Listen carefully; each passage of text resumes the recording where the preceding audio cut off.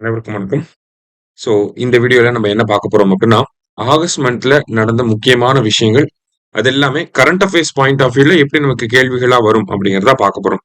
அது எல்லாத்தையுமே நம்ம சிலபஸ்க்கு ஏத்த மாதிரி யூனிட் 1னா ஜெனரல் சயின்ஸ், யூனிட் 2னா ஜியோகிராஃபி, 3னா நமக்கு ஹிஸ்டரி, பாலிட்டி அந்த மாதிரி நம்ம சப்ஜெக்ட் வைஸ் தான் இங்க பிரிச்சு குடுத்துருக்கோம். அதுல இல்லாத ஒரு சிலத மிஸ்செலேனியஸ் அப்படின்னு சொல்லி எக்ஸ்ட்ராவா இம்பார்ட்டன்ட்டா இருக்கிறதையும் நம்ம இங்க குடுத்துருக்கோம். சரிங்களா? எல்லாமே நியூஸ் பேப்பர்ல இருந்து எடுக்கப்பட்ட கேள்விகள் தான். டிஎன்பிஎஸ்சிலயுமே நியூஸ் பேப்பர்ல இருந்து தான் கேள்விகள் வந்துகிட்டு இருக்கு. ஸோ இந்த பிடிஎஃப்யுமே நம்ம டிஸ்கிரிப்ஷன்ல அட்டாச் பண்ணியிருக்கோம். ஸோ அதையும் எடுத்து ரிவைஸ் பண்ணிட்டு போங்க எக்ஸாம்க்கு. சரியா? ரைட். முதல் கேள்வி என்ன கேட்டிருக்காங்க அப்படின்னா, the launch vehicle of Bluebird communication satellite அப்படின்னு சொல்லி கேட்டிருக்காங்க. ஸோ லான்ச் வெஹிக்கிள் தான் கேட்டிருக்காங்க. டைரக்டா LVM-3 அப்படிங்கிறது தான் அதோட லான்ச் வெஹிக்கிள். சரியா? அடுத்தது, ISRO's LVM-3 semi cryogenic stage will use a combination of. So LVM-3யோட அடுத்த கட்டம் என்னன்னா செமி கிரியோஜெனிக் ஸ்டேஜ் தான். அதை டெவலப் பண்ணிக்கிட்டு இருக்காங்க. அதுல என்ன ஃபியூவல் யூஸ் பண்ணப்படும் அப்படின்னு சொல்லி பாத்தீங்கன்னா, ரிஃபைன்டு கெரோசினும் லிக்விட் ஆக்சிஜனும் பயன்படுத்த போறாங்க. சரியா? அடுத்தது, NASA's Crew 11 mission has taken India's Sea Buckthorn and buckwheat seeds to International Space Station for microgravity research. இந்தியாவில் இருக்கக்கூடிய சி பக்தான் பக்வீட் விதைகளை வந்து நாசா வந்து எடுத்துட்டு போயிருக்காங்க. எங்கன்னா ISS இன்டர்நேஷனல் ஸ்பேஸ் ஸ்டேஷனுக்கு. அந்த சீட் எல்லாமே எந்த பகுதியில காணப்படுது அப்படின்னு சொல்லி பாத்தீங்கன்னா, லடாக்ல காணப்படக்கூடிய பயிர்கள் தான் அதெல்லாமே. ஐ மீன் விதைகள் தான். சரியா? அடுத்தது, The Indian Space Research Organization launched Himalayan Outpost for Planetary Exploration. இதை கூட கேட்கலாம். ஹோப் அப்படின்னா என்ன அப்படின்னு சொல்லி கேட்கலாம். Himalayan outpost for planetary exploration. இதை வந்து நம்ம இஸ்ரோ லான்ச் பண்ணியிருக்காங்க. இது வந்து ஒரு கேம்ப் மாதிரி இருக்கும்.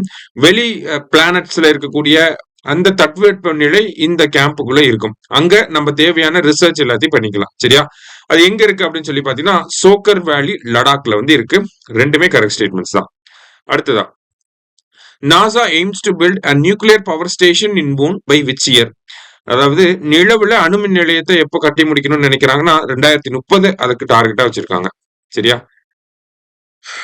Japanese encephalitis is a zoonotic viral disease. It is spread by Culex mosquitoes அப்படின்னு சொல்லி கொடுத்துருக்காங்க. ரெண்டுமே கரெக்ட் ஸ்டேட்மெண்ட் தான். தமிழகத்துல இந்த நோய் பரவுது அப்படின்னு சொல்லி அதுக்கு வந்து அந்த முகாம்களை வந்து தமிழக அரசாங்கம் போட போறாங்க. அந்த பின்னணியில பாக்குறோம். சரியா? அடுத்தது, India's first commercial satellite constellation. கிட்டத்தட்ட கான்ஸ்டலேஷன் அப்படின்னா ஒரு 12 சேட்டலைட். ஓகேங்களா? அது வந்து ஒரு பிரைவேட் நிறுவனம் தான் பண்ண போறாங்க. அது யாருன்னா பிக்சல் ஸ்பேஸ் இந்தியா லிமிடெட் அப்படிங்கிற இந்த நிறுவனம் பண்ண போறாங்க. இஸ்ரோவோட சேர்ந்து பண்ண போறாங்க. அடுத்தது, the International Space Station was launched in 1998 and it will remain operational until 2030 அப்படின்னு சொல்லி கொடுத்துருக்காங்க. கரெக்ட் ஸ்டேட்மெண்ட் தான். அந்த ISS வந்து யாரெல்லாம் உருவாக்கி இருப்பாங்கன்னா, America, Russia, Europe, Japan, Canada எல்லாரும் சேர்ந்து உருவாக்கி 98ல அனுப்பியிருப்பாங்க. 2030 வரைக்கும் நடைமுறையில இருக்கும். ஓகேங்களா? ஒர்க் ஆகும். ஸோ போத் கரெக்ட் அப்படிங்கிறது கரெக்ட் ஆன்சர். அடுத்தது, Salyut 7 was the world's first space station. It was launched by Soviet Russia in the year 1982. So India வேர்ல்டோட ஃபர்ஸ்ட் ஸ்பேஸ் ஸ்டேஷன் எதுனா Salyut 7. அதுக்கப்புறம் தான் ISS அந்த வரிசையில வரும். சரிங்களா? அதுக்கப்புறம் ரஷ்யா சைனா அனுப்பியிருப்பாங்க. அந்த மாதிரி தனித்தனியா இருக்கு. சரிங்களா? சோ இது ஃபர்ஸ்ட் வந்தது Salyut 7. அதை அனுப்புனது யாருன்னா ரஷ்யா 1982ல. சரியா? போத் கரெக்ட் அப்படிங்கிறது கரெக்ட் ஆன்சர். அடுத்தது, India aims to launch its own space station Bharatiya Antariksh station by which year? இந்தியாவுக்குன்னு சொந்தமான விண்வெளி நிலையம் பாரதிய அந்தாரிக்ஷ் ஸ்டேஷன் அப்படின்னு சொல்லி பேர் வச்சிருக்காங்க. சோ அது எந்த வருஷத்துக்குள்ள நம்ம அனுப்ப போறோம் அப்படின்னா 2035க்குள்ள. சரியா? அடுத்தது, a non-invasive diagnostic tool for brain injury Cerebro is developed by. So அந்த பிரெயின் இன்ஜுரியை வந்து ஸ்டடி பண்றதுக்காக டயக்னோஸ் பண்றதுக்காக ஒரு டிவைஸை வந்து ICMR உருவாக்கியிருக்காங்க. அதுக்கு பேரு செரிபோ அப்படின்னு சொல்லி பேர் வச்சிருக்காங்க. சரியா? அடுத்தது, IRNSS Indian regional navigation satellite system is a constellation of 9 satellites. இதுதான் வந்து நாவிக் அப்படின்னு சொல்லுவாங்க. நேவிகேஷன் வித் இந்தியன் கான்ஸ்டலேஷன் அப்படின்னு சொல்லுவாங்க. சரியா?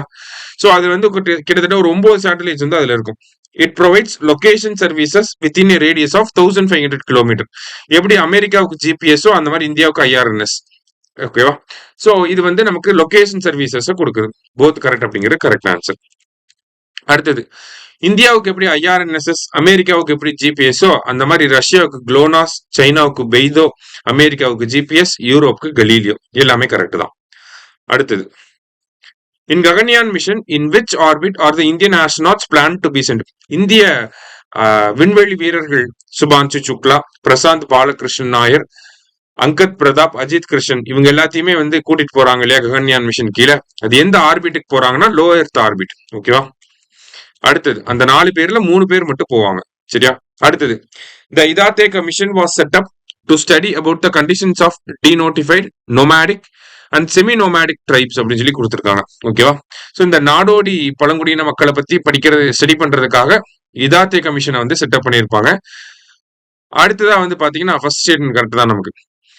They were declared as criminal tribes by British government under Criminal Tribes Act 1871. அந்த nomadic communities தான் என்ன சொல்லியிருப்பாங்க, கிரிமினல் ட்ரைப்ஸ் சொல்லியிருப்பாங்க 1871ல அந்த ஆக்டுக்கு கீழே.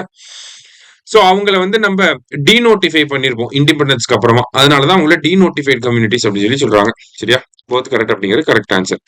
அடுத்தது இன்டர்நேஷனல் பொட்டேட்டோ சென்டர் லிமா அப்படிங்கிற சிட்டில இருக்கு. ஓகேவா. அடுத்தது உத்தரகாண்ட் பிளாஷ் பிளட் எந்த நதியில ஏற்பட்டுச்சு அப்படின்னா கீர்கங்கா. அதனாலதான் தராலி கிராமத்துல வந்து நமக்கு அந்த வீடியோ எல்லாம் பார்த்திருப்பீங்க. அப்படியே எல்லாம் கட்டடம் எல்லாம் அடிச்சுட்டு போயிருக்கும். அடுத்தது as per the disaster management act 2005 there are 12 notified disasters in India.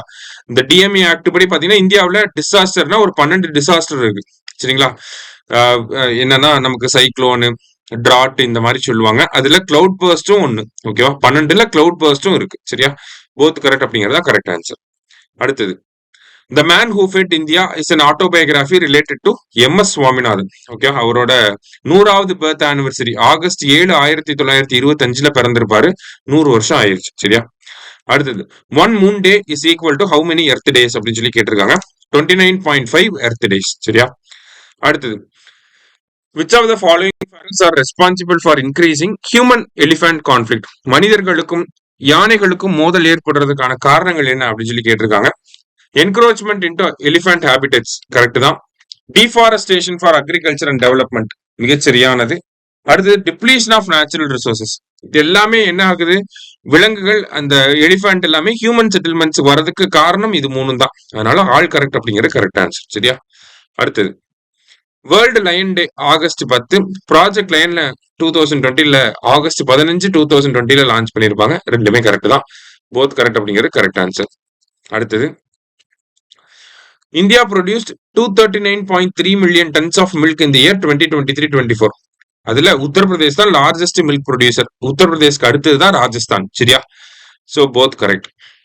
அடுத்தது in which region of Kashmir massive cloud burst triggered flash flood அப்படின்னு சொல்லி கேட்டிருக்காங்க. கிஸ்துவார் ரீஜன். எப்படி உத்தரகாண்ட்ல தராலியோ அந்த மாதிரி ஜம்மு அண்ட் காஷ்மீர்ல கிஸ்துவார். சரியா.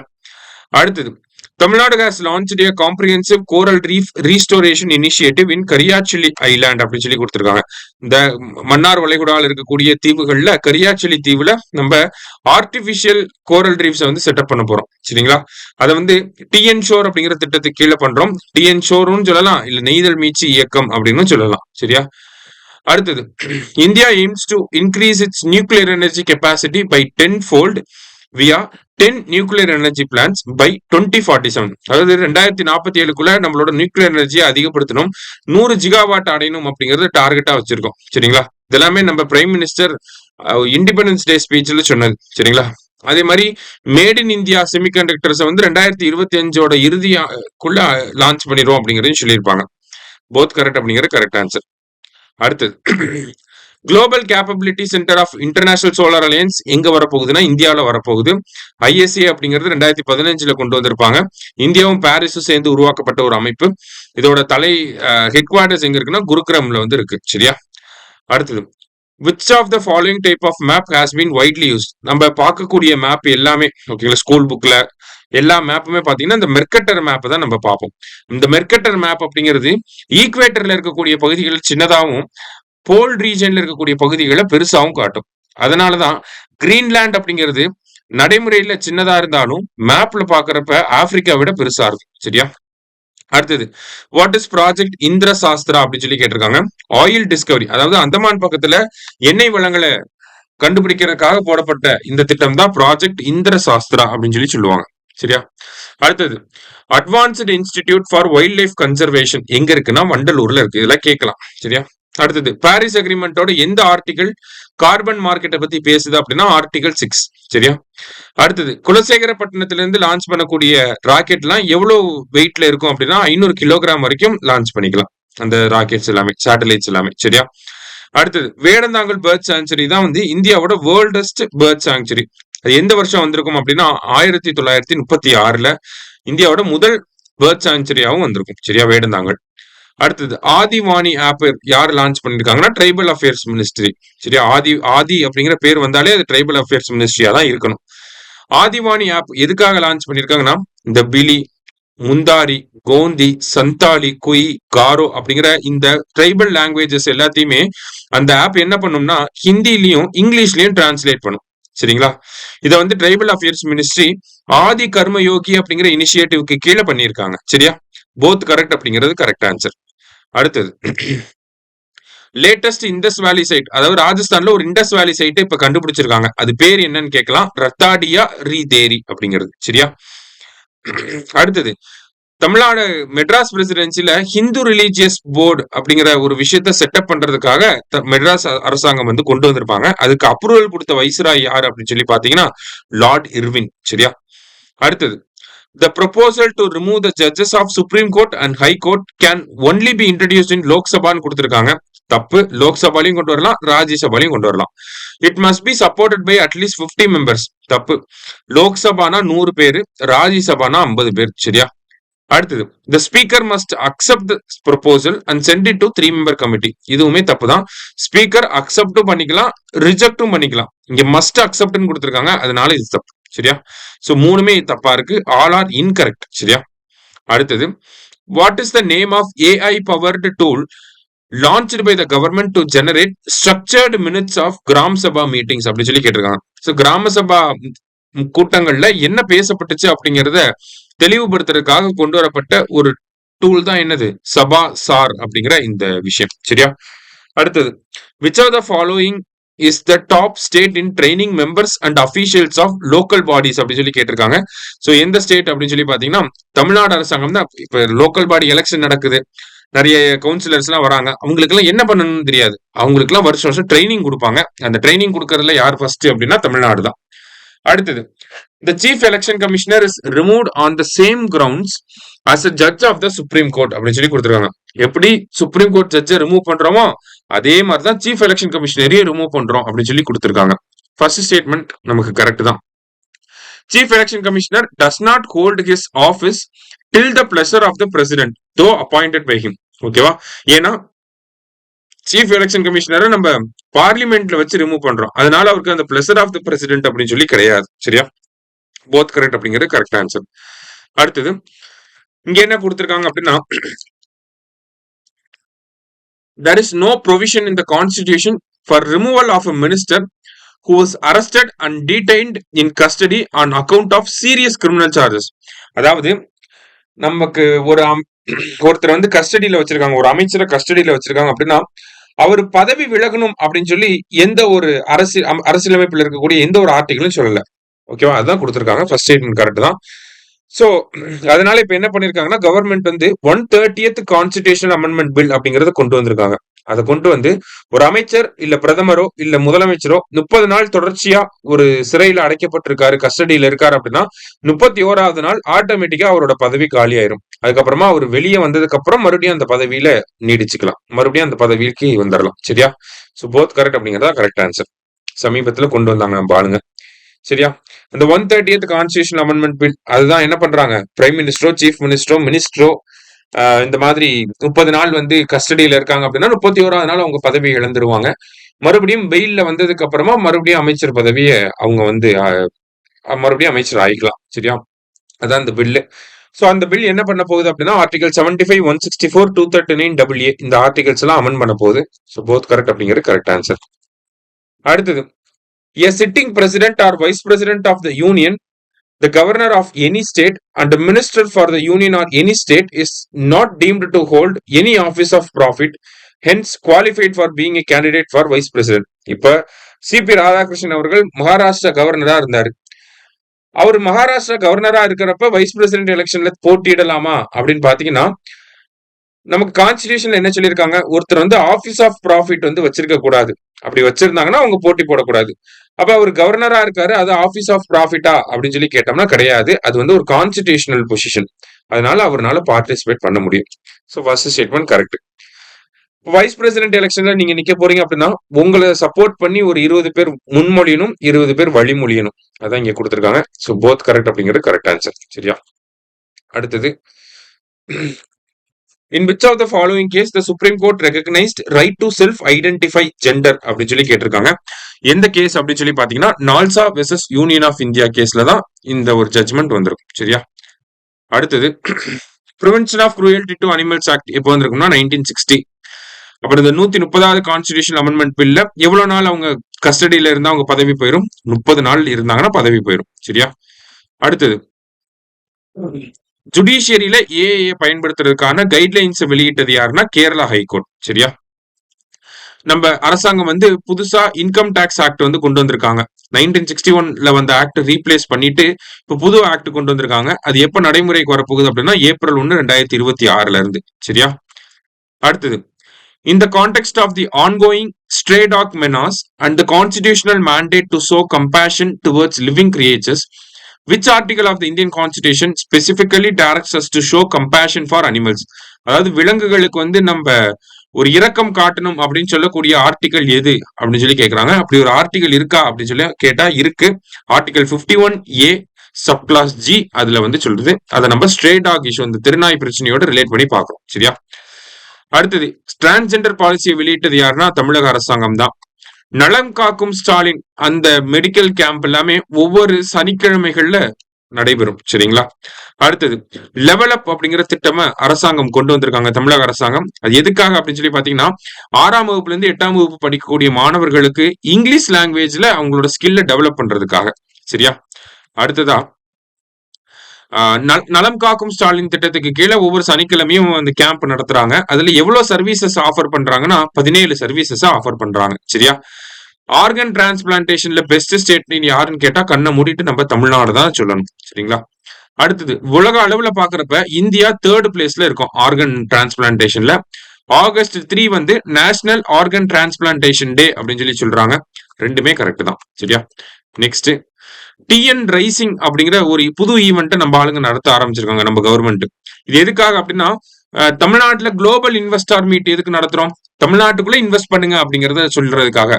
அதே மாதிரி டிஎன் ரைசிங் அப்படிங்கிறது ஒவ்வொரு ரீஜன் தமிழ்நாட்டில் இருக்க ஒரு தென் பகுதிகளில் நடத்துவாங்க, வட மாநிலங்கள்ல நடத்துவாங்க. எதுக்காகனா இது வந்து ஒரு ரீஜனல் இன்வெஸ்ட்மெண்ட் கான்க்ளேவ். அதாவது தென்பகுதி தூத்துக்குடியில ஃபர்ஸ்ட் நடத்திருப்பாங்க. அதாவது தென் மாவட்டங்கள்ல வந்து இன்வெஸ்ட் பண்ணுங்க, இங்க எவ்வளவு அட்வான்டேஜஸ் இருக்கு. அடுத்தது இப்ப ஹொசூர்ல நடத்திட்டு இருக்காங்க.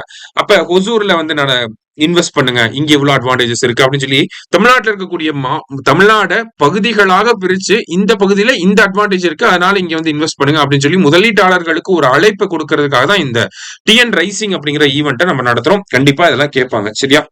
So option C. அடுத்தது, தமிழ்நாடு மில்லட் மிஷனுக்கு கீழே எவ்வளவு மாவட்டங்கள் இருக்குன்னா 25. அடுத்தது, வின்ஃபாஸ்ட் எலக்ட்ரிக் வெஹிக்கிள் கம்பெனி எங்க வந்திருக்கு அப்படின்னு சொல்லி பாத்தீங்கன்னா தமிழ்நாட்டுல தூத்துக்குடியில வந்திருக்கு. சரியா? அடுத்தது, தமிழ்நாட்டோட முதல் டிஎன் ரைசிங் ஈவெண்ட் எங்க நடந்துச்சு அப்படின்னு சொல்லி பாத்தீங்கன்னா தூத்துக்குடியில நடந்துச்சு. தமிழ்நாட்டோட எக்கனாமிக் growth ரேட் வந்து பாத்தீங்கன்னா 2 டபுள் டிஜிட் growth அப்படிங்கிறது வந்திருக்கும். 11.19%. கண்டிப்பா இதெல்லாம் கேட்பாங்க. சரியா? 11.19%. சரியா? அடுத்தது, நீலகிரி தார் அப்படிங்கிறது ஒரு endangered species endemic to Western Ghats. அதாவது ஒரு வந்து அருகி வரக்கூடிய ஒரு இனம் எங்க காணப்படும்னா வெஸ்டர்ன் காட்ஸ்ல மட்டும்தான் இருக்கும். அதனாலதான் எண்டமிக் டு வெஸ்டர்ன் காட்ஸ் அப்படின்னு சொல்லி சொல்றாங்க. சமீபத்தில் எடுக்கப்பட்ட அந்த கவுண்ட் படி பாக்குறப்ப 1303 அப்படிங்கிறது நீலகிரி தாரோட எண்ணிக்கையா இருக்கு. போத் கரெக்ட் அப்படிங்கிறது கரெக்ட் ஆன்சர். அடுத்தது, தமிழ்நாடு ரியல் எஸ்டேட் சம்மிட் எங்க நடந்துச்சுன்னா சென்னையில நடந்திருக்கும். அதை யார் ஆர்கனைஸ் பண்ணிருக்காங்க அப்படின்னா Tamil Nadu real estate regulatory authority, TN ரேரா அப்படிங்கிறவங்க. சரியா? Tamil Nadu real estate regulatory authority அவங்க தான் இது பண்ணியிருக்காங்க. அடுத்தது, கோல்டிலாக்ஸ் எக்கானமினா என்ன அப்படின்னு சொல்லி கேட்டிருக்காங்க. ஒரு எக்கானமில இன்ஃபிளேஷன் கம்மியா இருந்து எக்கனாமிக் growth வந்து நல்லா ஓரளவுக்கு மாடரேட்டா இருந்து எக்கனாமி ஸ்டேபிளா இருந்து அன்எம்ப்ளாய்மெண்ட் கம்மியா இருக்கு அப்படின்னா அதை நம்ம கோல்டிலாக்ஸ் எக்கனாமி அப்படின்னு சொல்லி சொல்லுவோம். ஓகேவா? லோ இன்ஃபிளேஷன் இருக்கணும், லோ அன்எம்ப்ளாய்மெண்ட் இருக்கணும், ஸ்டேபிள் எக்கனாமிக் growth இருக்கணும், சாரி ஸ்டேபிள் எக்கனாமியா இருக்கணும். ஓகேவா? இந்த மாதிரிலாம் இருந்துச்சு அப்படின்னா அது Goldilocks economy. So all are correct அப்படிங்கிறது கரெக்ட் ஆன்சர். இந்தியா இந்த ஃபேஸுக்குள்ள வந்துட்டோம் நம்மளோட வளர்ச்சியில. அதாவது கோல்டிலாக்ஸ் எக்கனாமினா என்னன்னா, ஒரு low development country high development கண்ட்ரியா மாறுறப்ப அந்த இன்டர்மீடியட் பீரியட் இருக்கு இல்லையா, அதுதான் கோல்டிலாக்ஸ் எக்கனாமி அப்படின்னு சொல்லுவாங்க. இப்ப நம்ம லோவும் கிடையாது ஹையும் கிடையாது, மிடில் பாத்துல இருக்கும். அதுதான் நம்ம கோல்டிலாக்ஸ் எக்கனாமிக்குள்ள வந்துட்டோம் அப்படின்னு சொல்றோம். அடுத்தது, RBI's Monetary Policy Committee has projected inflation for the year 2025-26 to be 3.1%. Which of the following are the impact of low inflation? அதாவது இன்ஃபிளேஷன் வந்து கம்மியா இருந்துச்சுன்னா என்ன இம்பாக்ட் ஆகும் அப்படின்னு கேக்குறாங்க. சரியா? ஸோ இன்ஃபிளேஷன் கம்மியா இருந்துச்சுன்னா நாமினல் ஜிடிபி கம்மியாகும். ஏன்னா கரண்டா இருக்கக்கூடிய இன்ஃபிளேஷனை பேஸ் பண்ணி தான் நாமினல் ஜிடிபி கால்குலேட் பண்ணுவாங்க. சரியா? அப்ப இன்ஃபிளேஷன் கம்மியா இருந்துச்சுன்னா நாமினல் ஜிடிபி கண்டிப்பா கம்மியாகும். அதே மாதிரி இன்ஃபிளேஷன் அதிகமா இருந்துச்சுன்னா டாக்ஸ் இன்கம் வந்து கவர்மெண்ட்டுக்கு அதிகமாகும். இன்ஃபிளேஷன் கம்மியா இருக்கப்ப டாக்ஸ் இன்கம் கம்மியாகும். அப்ப இது செகண்ட் ஒன்னும் கம்மியாகும். செகண்ட் ஒன்னும் கரெக்ட், ஃபர்ஸ்ட் ஒன்னும் கரெக்ட். ஸோ டாக்ஸ் இன்கம் கம்மியாகிறப்ப என்ன ஆகும்? அரசாங்கத்துக்கு கடன்கள் வந்து வாங்க வேண்டிய நிலைமை வரும். அப்ப டெப்ட் டு ஜிடிபி ரேஷியோ அதிகமாகும். சரியா? மூணுமே கரெக்ட் தான். ஆல் ஆர் கரெக்ட் அப்படிங்கிறது கரெக்ட் ஆன்சர். அடுத்தது, ஸோ இந்தியாவில் ரெப்போ ரேட் அப்படிங்கிறது 5.5% இருக்கும். சரிங்களா? அதுல இருந்து ஒரு 25 பாயிண்ட் கம்மி பண்ணோம்னா 5.25%. அதுதான் வந்து ஸ்டாண்டிங் டெபாசிட் ஃபெசிலிட்டி. அந்த ரெப்போ ரேட்ல இருந்து ஒரு 2.25% அதிகப்படுத்தணும்னா 5.75% இருக்கும். அது வந்து மார்ஜினல் ஸ்டாண்டிங் ஃபெசிலிட்டி. எப்பயுமே மார்ஜின் கொஞ்சம் அதிகமா இருக்கும், ஸ்டாண்டிங் ஃபெசிலிட்டி கொஞ்சம் கம்மியா இருக்கும். சரிங்களா? 0.25 இங்க 0.25. சரியா? All are correct. அடுத்தது, முதலமைச்சருடைய தாயுமானவர் திட்டம் என்ன சொல்லியிருக்காங்க? 2 வருஷத்துல 5 லட்சம் மக்களை வறுமையிலிருந்து வெளியே கொண்டு வருவோம் அப்படிங்கிற சொல்லியிருக்காங்க. அதற்கு கீழே இப்ப சீனியர் சிட்டிசன்ஸ் 70 வயசுக்கு மேல இருக்கக்கூடிய மூத்த குடிமக்கள், அது மட்டும் இல்லாம மாற்றுத்திறனாளிகள் அவங்க வீட்டுக்கே வந்து ரேஷன் பொருட்களை தர போறாங்க. எப்போ அப்படின்னா ஒவ்வொரு 2வது சனி மற்றும் ஞாயிற்றுக்கிழமைகள்ல. சரியா? போத் கரெக்ட் அப்படிங்கிறது தான் கரெக்ட் ஆன்சர். அடுத்தது, MS சுவாமிநாதனோட மேஜர் கான்ட்ரிபியூஷன் கிரீன் ரெவல்யூஷன். அவரு தான் மேங்க்ரோவ்ஸை வந்து எப்படி பாதுகாக்கணும்னு சொல்லி ஒரு கைட்லைன்ஸ் கொடுத்திருப்பாரு. அதான் சார்ட்டர் ஆன் மேங்க்ரோவ்ஸ் 1992. கரெக்ட் தான். நேஷனல் ஃபார்மர் கமிஷனோட ஹெட்டா இருந்திருப்பாரு. ஸோ மூணுமே கரெக்ட் தான். அடுத்தது, ஸ்டேட் எஜுகேஷன் பாலிசியை ரெக்கமெண்ட் பண்ணது டி முருகேசன் கமிட்டி. சரிங்களா? அடுத்தது, India's policy towards and free trade agreement. முக்கியமான கேள்வி. ஒரு ஃப்ரீ ட்ரேட் அக்ரிமெண்ட்னா இந்தியா அதுல என்னெல்லாம் எக்ஸ்பெக்ட் பண்ணுவாங்கன்னா, மியூச்சுவல் ரிடக்ஷன் இன் டாரிஃப். நம்மளும் வரிகளை கம்மி பண்ணுவோம், அந்த நாடும் வரிகளை கம்மி பண்ணணும். அடுத்தது, எக்ஸ்க்ளூஷன் ஆஃப் அக்ரிகல்ச்சர். கரெக்ட் தான். இன்க்ளூஷன் ஆஃப் டைரி செக்டார் தப்பு. ஓகேங்களா? 1 and 2 மட்டும் தான் கரெக்ட். நம்ம எப்பயுமே அக்ரிகல்ச்சரையும் இந்த பால்வளத்துறை இருக்கு இல்லையா, டைரி செக்டார், அதையுமே அது ரெண்டையுமே நம்ம ஃப்ரீ ட்ரேட் அக்ரிமெண்ட்டுக்குள்ள கொண்டு வரவே மாட்டோம். சரியா? எப்பயுமே அதை கொண்டு வர மாட்டோம். இன்க்ளூஷன் அப்படின்னு சொல்லி கொடுத்தாங்கன்னா அது தப்பு. எப்பயுமே exclusion of agriculture and dairy sector தான் கரெக்ட். சரியா? அடுத்தது, ஸ்டேட் எஜுகேஷன் பாலிசியை ரெக்கமெண்ட் பண்ணது முருகேசன் கமிட்டி. இந்த பாலிசி இந்த வருஷத்திலேயே நடைமுறைக்கு வரப்போகுது, அதான் சொல்லியிருக்காங்க. ஸ்கூல் எஜுகேஷனுக்கான அந்த பாலிசியை தமிழக அரசாங்கம் கூட வெளியிட்டுட்டாங்க. சரியா? அதான் அடுத்து பார்க்க போறோம். அதுல இருக்கக்கூடிய முக்கியமான ஃபீச்சர்ஸ் என்னெல்லாம் இருக்கு அப்படின்னு சொல்லி பாத்தீங்கன்னா, நோ டிடென்ஷன் பாலிசி. 8ஆம் வகுப்பு வரைக்கும் எல்லாருக்கும் பாஸ் போட்டுருவாங்க. கரெக்ட் தான். அடுத்தது, ஸ்டீம் எஜுகேஷன். ஸ்டீம்னா என்னது? Science, technology, engineering, arts, mathematics. இதுல போக்கஸ் பண்ணணும் அப்படின்னு சொல்லி அந்த பாலிசியில சொல்லியிருக்காங்க. கரெக்ட் தான். Mandatory Tamil language up to class 12 அப்படிங்கிறது தப்பு. 10ஆம் வகுப்பு வரைக்கும் கட்டாயம் தமிழ். 11, 12 நம்ம பிரெஞ்சு அந்த மாதிரிலாம் படிச்சுக்கலாம். சரியா? ஸோ 1 and 2 அப்படிங்கிறது தான் கரெக்டான ஆன்சர். சரியா? அடுத்தது, தமிழ்நாடு தமிழ் லேர்னிங் ஆக்ட் அப்படிங்கிறது தமிழ்நாடு தமிழ் கற்றல் சட்டம் அப்படின்னு சொல்லுவாங்க. 2006ல வந்திருக்கும். அந்த சட்டத்தின்படி 10ஆம் வகுப்பு வரைக்கும் தமிழ் பாடம் அப்படிங்கிறது கட்டாயம் இருக்கணும். சரிங்களா? அது நீங்க சிபிஎஸ்இ என்ன சிலபஸா இருந்தாலும் சரி, தமிழ்நாட்டில இருந்தீங்கன்னா 10ஆம் வகுப்பு வரைக்கும் என்ன பண்ணணும்? தமிழ்ல சொல்லி கொடுக்கணும். சரியா? அடுத்தது, அகல் விளக்கு அப்படிங்கிற திட்டம் கீரமங்கலம் அப்படிங்கிற பகுதியில தொடங்கப்பட்டிருக்கும். அகல் விளக்கு திட்டம்னா என்ன அப்படின்னா, 9ஆம் வகுப்புல இருந்து 12ஆம் வகுப்பு படிக்கக்கூடிய பெண் குழந்தைகளுக்கு இன்டர்நெட்டை எப்படி சேஃபா பயன்படுத்தணும் அப்படிங்கிற ட்ரைனிங் கொடுக்க போறாங்க. அதுதான் அகல் விளக்கு அப்படிங்கிற திட்டம். போத் கரெக்ட் அப்படிங்கிறது கரெக்ட் ஆன்சர். சரியா? அடுத்தது, தமிழக முதலமைச்சர் சட்டமன்றத்தில் என்ன பண்ணிருப்பாருன்னா, நம்ம காலனி அப்படிங்கிற வார்த்தையை பயன்படுத்தக்கூடாதுன்னு சொல்லியிருப்பாரு. ஓகேவா? நம்ம சொல்லுவோம் காலனி தெரு அப்படின்லாம் சொல்லுவோம் இல்லையா, அந்த காலனி அப்படிங்கிற வார்த்தையவே பயன்படுத்தக்கூடாது அப்படின்னு சொல்லியிருப்பாரு. அது என்னைக்கு எந்த டேல அந்த அனௌன்ஸ்மெண்ட் பண்ணிருப்பாரு அப்படின்னா ஏப்ரல் 29, 2025. இதெல்லாம் முக்கியமான விஷயம். சரியா? இப்பெல்லாம் டேட்டு மந்த் தான் கேக்குறாங்க அடிக்கடி. அதனால ஏப்ரல் 29, 2025 மறக்கவே கூடாது. சரியா? அடுத்தது அந்த செய்தியை ஒட்டியே தான் அடுத்த கேள்வியுமே. The term "cheri" was widely used in Sangam literature to denote people's habitations. Tolkappiyam says சேரி மொழி as the language of common people அப்படின்னு சொல்லி கொடுத்திருக்காங்க. அதாவது சேரி அப்படிங்கிற வார்த்தை சங்க இலக்கியங்கள காணப்படக்கூடிய ஒரு வார்த்தை. தொல்காப்பியம் என்ன சொல்லுது அப்படின்னா சேரி மொழி அப்படிங்கிறது பொதுவான மக்கள் பேசக்கூடிய மொழி அப்படின்னு சொல்லி சொல்லுது. ரெண்டுமே கரெக்ட் தான். அதுக்கப்புறம் தான் சேரி அப்படிங்கிறது ஒரு ஒரு ஒரு ஜாதிய அடையாளம் கொடுக்கக்கூடிய ஒரு வார்த்தையாக நம்ம பார்க்க ஆரம்பிச்சோம். அதுக்கு முன்னாடி அது பொதுவான வார்த்தையாக தான் இருந்துச்சு. சரியா? அடுத்தது அகல் விளக்கு திட்டம் யாருக்கெல்லாம் அப்ளிகபிள்? 9th இருந்து 12th படிக்கக்கூடிய கேர்ள்ஸ் ஸ்டூடெண்ட்ஸ்க்கு. சரியா? அடுத்தது சீஃப் மினிஸ்டர் தாய்மானவர் திட்டத்துக்கு கீழே எலிஜிபிலிட்டி பாத்தீங்கன்னா 70 வயசுக்கு மேல இருக்கக்கூடிய சீனியர் சிட்டிசன்ஸ் தான். அப்ப ஃபர்ஸ்ட் ஒன் தப்பு. டிஃபரெண்ட்லி ஏபிள்டு பீப்புள் வருவாங்க. அப்ப 2 ஒன்லி தான் கரெக்ட். சரியா? அடுத்தது சேஃப் இன்டர்நெட் பிராக்டிஸ்னா என்ன அப்படின்னு சொல்லி பாத்தீங்கன்னா நம்ம செட்டிங்ஸை சேஞ்ச் பண்ணி ஸ்கிரீன்ஷாட் எடுக்க முடியாத அளவுக்கு பண்றது. இப்ப நம்ம வீடியோ கால் பேசுறோம்னா ஸ்கிரீன்ஷாட் எடுத்துருவாங்க. அப்ப ஸ்கிரீன்ஷாட் எடுக்க முடியாத அளவுக்கு நம்ம செட்டிங்ஸை மாத்த முடியும். அதை பண்றது. தெரியாதவங்களை பிளாக் பண்ண சொல்லி தரது. அடுத்தது similar password across multiple platforms. இது வராது. ஒவ்வொரு இப்ப வாட்ஸ்அப்க்கு ஒரு பாஸ்வேர்டு போடணும், இன்ஸ்டாகிராமுக்கு ஒரு பாஸ்வேர்டு, ட்விட்டருக்கு ஒரு பாஸ்வேர்டு, அந்த மாதிரி வெவ்வேறு பிளாட்ஃபார்முக்கு வெவ்வேறு பாஸ்வேர்டு போடணும். சரிங்களா? அதான் சேஃபான இன்டர்நெட் பிராக்டிஸ். சரியா? இந்த மாதிரியான விஷயங்களை தான் அகல் விளக்கு திட்டத்துக்கு கீழே சொல்லி தர போறாங்க. 1 and 2 அப்படிங்கிறது கரெக்ட். சரியா? அடுத்தது தாய்மானவர் திட்டம் எப்போ லான்ச் பண்ணாங்கன்னா 12 ஆகஸ்ட் 2025.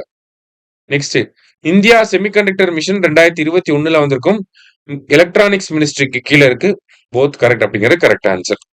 அடுத்தது அதாவது இந்த பினான்சியல் செக்டார்ல ஏஐ எப்படி பயன்படுத்தணும் அப்படின்னு சொல்லி ஆர்பிஐ ஒரு 7 ஒரு ஃபார்முலாவை வெளியிட்டு இருப்பாங்க. அததான் 7 சூத்ராஸ் அப்படின்னு சொல்லி கொடுத்திருக்காங்க.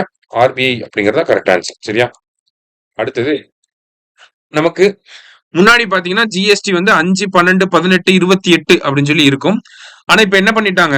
இந்த 12% 28% கேன்சல் பண்ணிட்டாங்க. இனிமேல் 5, 18 தான் இருக்க போகுது. சரியா? போத் கரெக்ட் அப்படிங்கிற கரெக்ட் ஆன்சர்.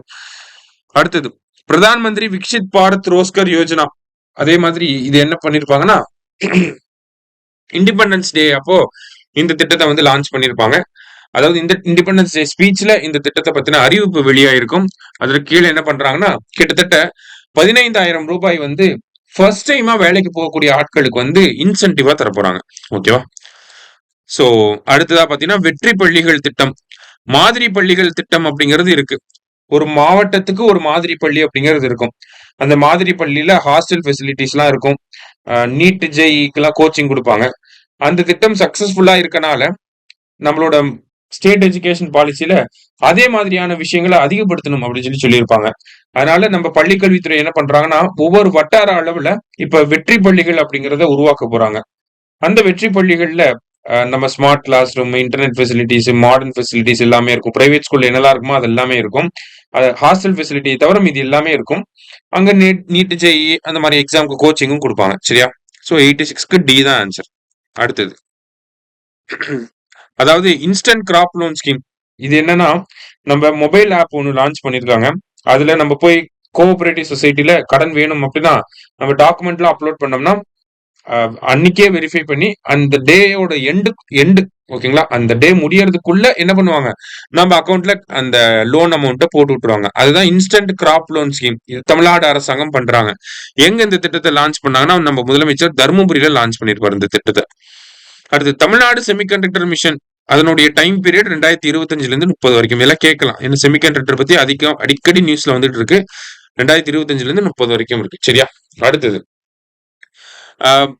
முதலமைச்சர் பாத்தீங்கன்னா விடியல் பயணம் திட்டத்துக்கு கீழே நம்ம தமிழக பெண்கள் 51 மாசத்துல 50,000 ரூபாயை மிச்சப்படுத்தி இருக்காங்க அப்படின்னு சொல்லி ஒரு விஷயத்த பேசியிருப்பார். சரிங்களா? அதான் கேட்டிருக்காங்க. அடுத்து unemployment rate in India decline to 5.2% as per periodic labour force survey. Correct தான். இந்தியாவில் அன்எம்ப்ளாய்மெண்ட் ரேட் 5.2% இருக்கு. ஏன் இந்த அன்எம்ப்ளாய்மெண்ட் கம்மியா இருக்குன்னா ஃபீமேலோட பார்ட்டிசிபேஷன் அதிகமா இருக்கு, 25.5%. போத் கரெக்ட் அப்படிங்கிறது கரெக்ட் ஆன்சர். சரியா? அடுத்தது டாலர் சிட்டி அப்படின்னு எதை சொல்லுவாங்கன்னா திருப்பூரை தான் நம்ம டாலர் சிட்டி அப்படின்னு சொல்லி சொல்லுவோம். சரியா? அடுத்தது இந்தியாவுல ஸ்டண்டிங் அப்படிங்கிறது, அதாவது ஒரு 5 வயது குழந்தை இருக்காங்கன்னா அந்த 5 வயது குழந்தைக்குன்னு ஒரு ஆவரேஜான ஹைட் இருக்கும் இல்லையா? அந்த ஆவரேஜ் ஹைட் இல்லாதத ஸ்டண்டிங் அப்படின்னு சொல்லி சொல்லுவாங்க. எதனால அந்த ஸ்டண்டிங் ஏற்படுது அப்படின்னு சொல்லி பாத்தீங்கன்னா அதுக்கு 3 காரணங்கள். டீனேஜ் பிரெக்னன்சி இருக்கப்ப அந்த குழந்தையை வந்து அந்த தாய்மாரனால சரியான அளவுல பராமரிக்க முடியாது.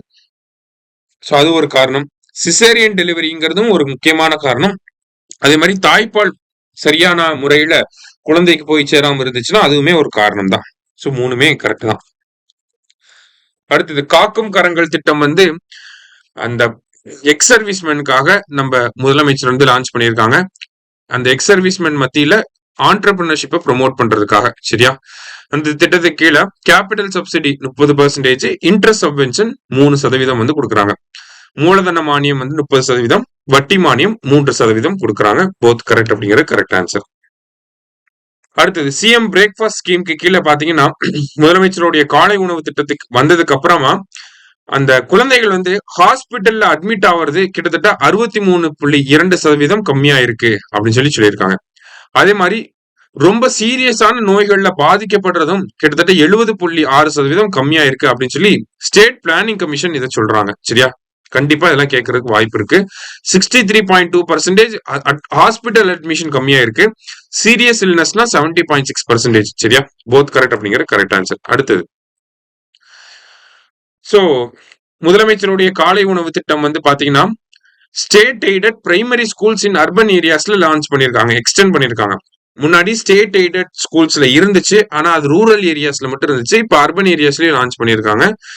அந்த விழாவில் சீஃப் கெஸ்டா யார் வந்திருப்பாங்கன்னா பஞ்சாபோட சிஎம் பகவந்த் மன் அப்படிங்கிறவர் வந்திருப்பார். சரியா? போத் கரெக்ட் அப்படிங்கிறது கரெக்ட் ஆன்சர். அடுத்தது நமக்கு இந்த ஜிஎஸ்டி ரேட் 5, 12, 18, 28 5, 18 குறைக்க போறாங்க அப்படின்னு சொல்லி பார்த்திருந்தோம். அதற்கான இறுதி முடிவு எடுக்கிறது யாருன்னா ஜிஎஸ்டி கவுன்சில் தான். அடுத்தது ஜிஎஸ்டி டாக்ஸ் ரேட் ஆன் சின்கூட்ஸ். சின்கூட்ஸ் அப்படின்னு சொல்லி பாத்தீங்கன்னா இந்த டொபாக்கோ, புகையிலை, குட்கா, பான் மசாலா இதெல்லாம் சொல்லுவாங்க. அதுல ஜிஎஸ்டி எப்பயும் போல 40% இருக்கும். சரியா? அடுத்தது சோ தமிழ்நாடு வந்து பாத்தீங்கன்னா மில்லட்டோட ப்ரொடக்டிவிட்டியில ஃபர்ஸ்ட் இருக்கும். மெய்ஸ், ஆயில் சீட், சுகர் கேன்னா second, small grains and ground நட்னா தேர்ட். 3மே கரெக்ட் தான், ஜஸ்ட் தெரிஞ்சு வச்சுக்கோங்க. சரியா? அடுத்தது Tamil Nadu protected agricultural zone development act எப்போ வந்திருக்கும்னா 2020 வந்திருக்கும். பாதுகாக்கப்பட்ட வேளாண் மண்டல சட்டம் 2020.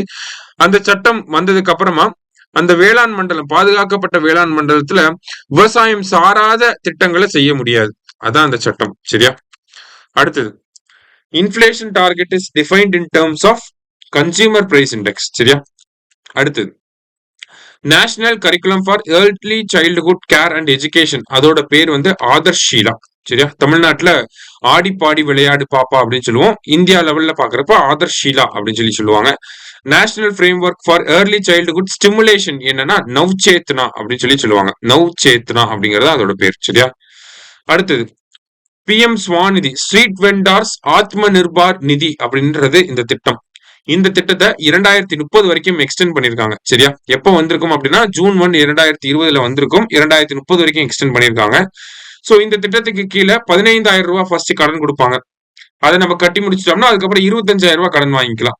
அதையும் கட்டி முடிச்சிட்டோம் அப்படின்னா அடுத்து 50,000 ரூபாய் வரைக்கும் கடன்களை வாங்கிக்க முடியும். சரியா? 3மே கரெக்ட் தான். 15, 25 அப்புறம் 50. அதை ஞாபகம் வச்சுக்கோங்க. சரியா? அடுத்தது பிரதான் மந்திரி ஜன்தன் யோஜனா. இந்த திட்டம் வந்து 11 வருஷம் ஆயிருச்சு அப்படின்னு சொல்லி பிரைம் மினிஸ்டர் பேசியிருப்பாரு. அந்த பின்னணியில அந்த திட்டத்தை பத்தி நம்ம பாக்குறோம். ஆகஸ்ட் 28, 2014 திட்டம் கொண்டு வரப்பட்டிருக்கும். கிட்டத்தட்ட 56.16 கோடி பேங்க் அக்கௌண்ட்டுகளை வந்து உருவாக்கி இருப்பாங்க.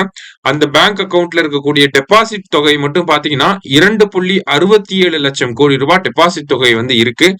அந்த 56.16 கோடி பேங்க் அக்கௌண்ட்ல கிட்டத்தட்ட 56% பேங்க் அக்கௌண்ட்டுகள் வந்து பெண்களுக்கான பேங்க் அக்கௌண்டா இருக்கு. அதன் மூலியமா ஜெண்டர் ஈக்குவாலிட்டியுமே இந்த திட்டம் ப்ரொமோட் பண்ணுது அப்படின்னு சொல்லி சொல்றாங்க. ஆல் ஆர் கரெக்ட் அப்படிங்கறதா கரெக்ட் ஆன்சர். சரியா? அடுத்தது UDISE survey, unified district information system for education அப்படின்னு சொல்லுவாங்க. Unified district information system for education. இந்த சர்வே படி பாக்குறப்ப நமக்கு 3 to 11 ஏஜ் குரூப்ல ஸ்கூல் என்ரோல்மெண்ட் கம்மியாயிட்டே வருது அப்படின்னு சொல்லி சொல்றாங்க. என்ன காரணம் அப்படின்னா ஃபாலிங் பர்த் ரேட் கம்மியாகிறதுனால ஸ்கூல் என்ரோல்மெண்ட் ரேட் கம்மியாகுது. ஆப்வியஸா அது கம்மியாக தான் செய்யும். சரிங்களா? இந்தியாவோட பர்த் ரேட் வந்து இப்ப 18.4 19.1ல இருந்து கம்மியாகி 18.4ல இருக்கு. பர்த் ரேட் கம்மியாக ஸ்கூல்ல சேரக்கூடிய குழந்தைகளோட எண்ணிக்கையும் புதுசா சேரக்கூடிய குழந்தைகள் எண்ணிக்கையும் கம்மியாக தான் செய்யும். அதுக்கு ஒண்ணும் பண்ண முடியாது இல்லையா? ரைட். அடுத்தது ஆனுவல் சர்வே ஆஃப் இண்டஸ்ட்ரீஸ். இதுவுமே ஆல்ரெடி நமக்கு டிஎன்பிஎஸ்சில இந்த மாதிரியான ஏரியால இருந்து அடிக்கடி கேள்வி வந்துகிட்டு இருக்கு. நல்லா பார்த்து வச்சுக்கோங்க. Tamil Nadu tops in total number of factories இந்த கண்ட்ரி. இந்தியாவிலே அதிக நம்பர் ஆஃப் ஃபேக்டரிஸ் எந்த ஸ்டேட்ல இருக்குன்னா தமிழ்நாட்டுல தான் இருக்கு. எவ்வளவு பர்சன்டேஜ் ஃபேக்டரி இருக்கு? 15.43% இருக்கு. Number of workers in factory அதுவுமே தமிழ்நாடு தான் அதிகம். அதுல எவ்வளவுனா 15.24%. சரியா? இந்த ரெண்டு நம்பரை மட்டும் ஞாபகம் வச்சுங்க. ஃபேக்டரிஸ்னா 15.43, number of people working in the factories அப்படின்னா 15.24, 15.43, 15.24. அதை மட்டும் ஞாபகம் வச்சுக்கோங்க. சரியா?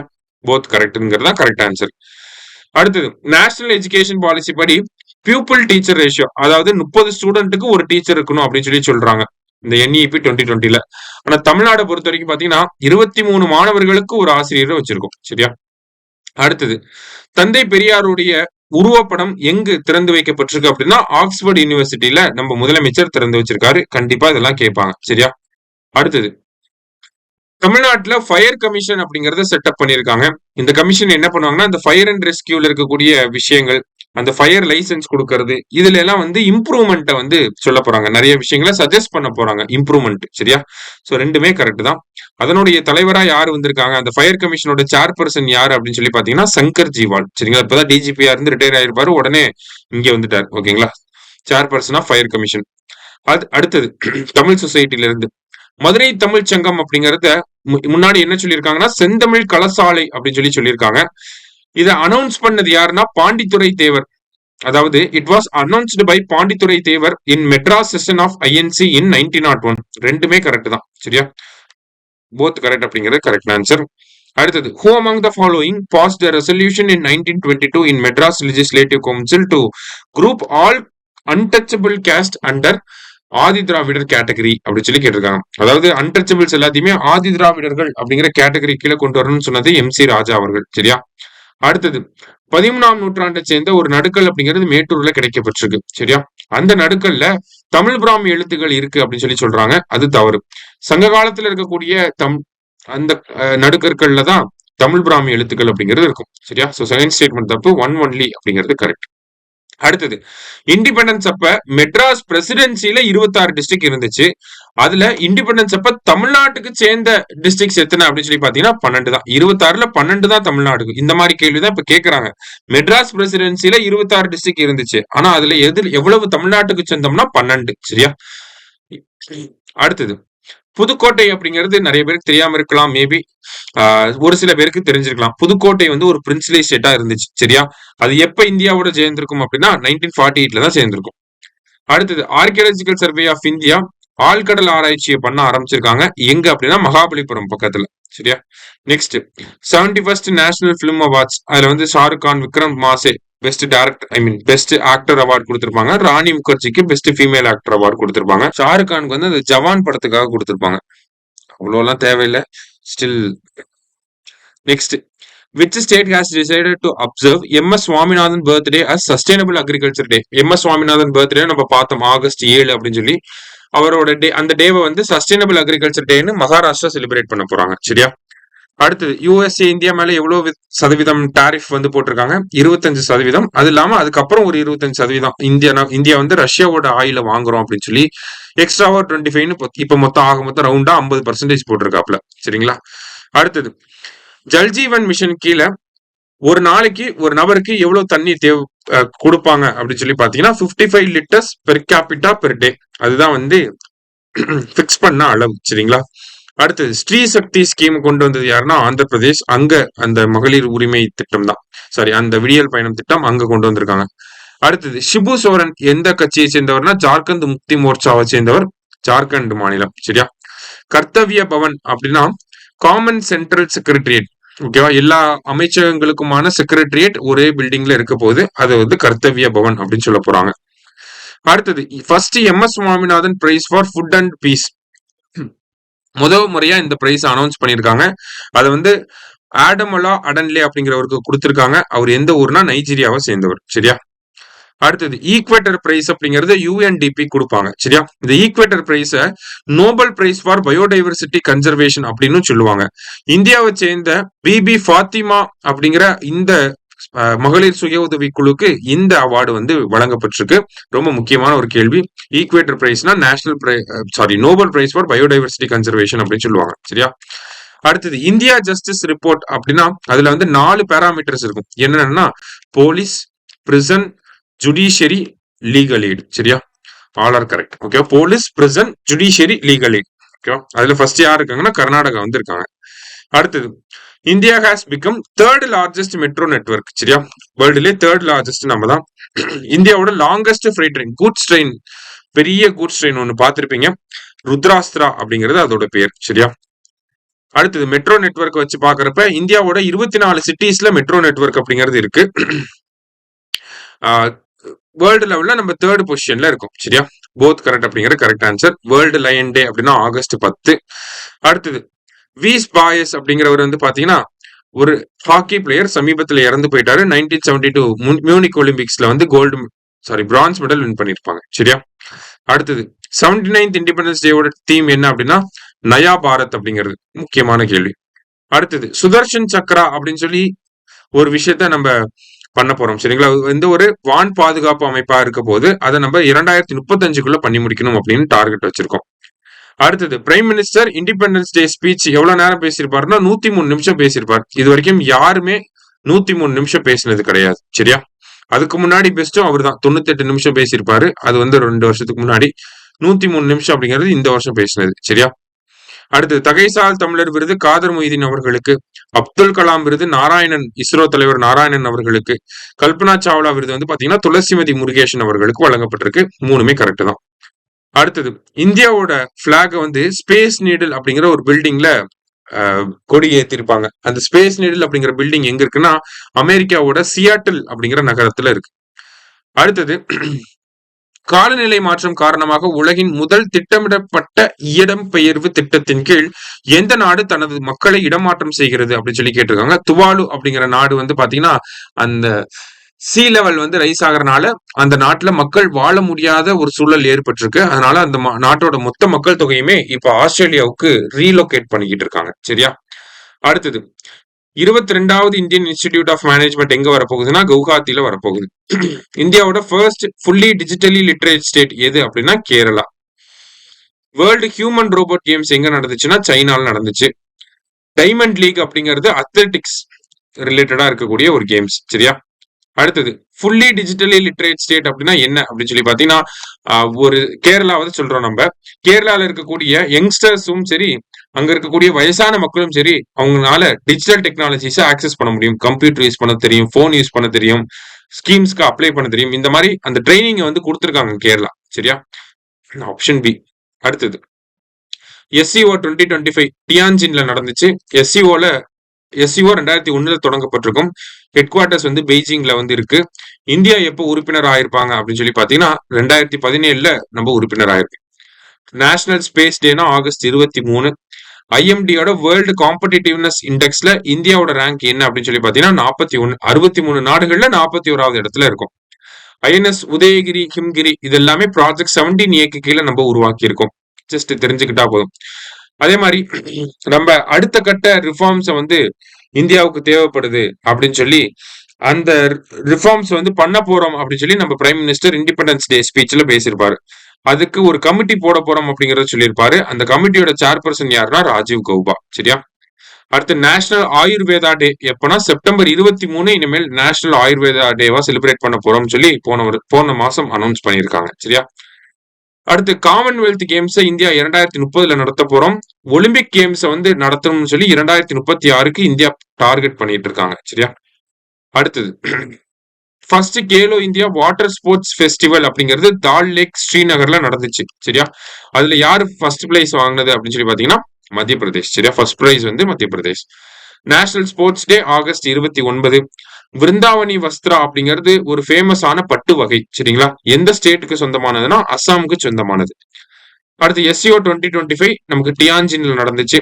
இன்டர்நேஷனல் லிட்ரஸி டே வந்து பாத்தீங்கன்னா செப்டம்பர் 8. சரியா? சோ நம்ம 155 கேள்விகளை பார்த்திருக்கோம். ஆகஸ்ட் மந்த்துக்குன்னு முக்கியமான கேள்விகள் இது எல்லாமே. கொஞ்சம் நல்லா பார்த்து வைங்க, எக்ஸாமுக்கும் யூஸ் ஆகும். சரியா? நன்றி. சுரேஷ் IAS அகாடமி, வெற்றியின் முகவரி.